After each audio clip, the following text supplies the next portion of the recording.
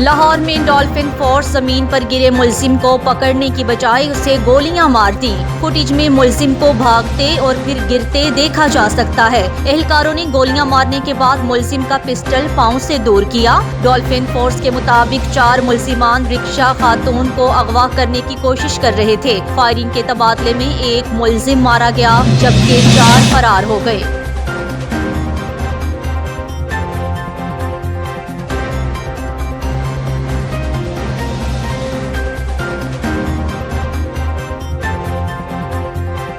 सदर आरिफ अलवी ने इंसदादे इस्मत दरी ऑर्डिनेंस की मंजूरी दे दी। खवातीन और बच्चों के खिलाफ जिनसी ज्यादती के मुकदमात जल्द निपटाने में मदद मिलेगी। ऑर्डिनेंस के तहत केसेस निपटाने के लिए अदालतों का कयाम अमल में लाया जाएगा। 4 माह में जिनसी ज्यादती के मुकदमात निपटाए जाएंगे।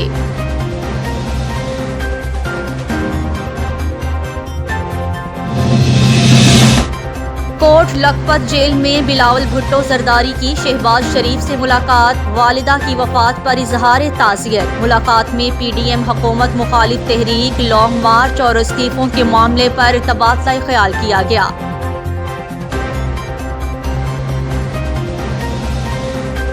कराची बिलावल चौरंगी के करीब नामालूम अफराद गाड़ी पर मैग्नेट डिवाइस लगाकर फरार। एक्सप्लोजिव स्क्वाड ने बारूदी मवाद नाकारा बना दिया। गाड़ी पर बारूदी डिवाइस लगाने की फुटेज सामने आ गई। मोटरसाइकिल सवार दहशतगर्दों को डिवाइस लगाते देखा जा सकता है।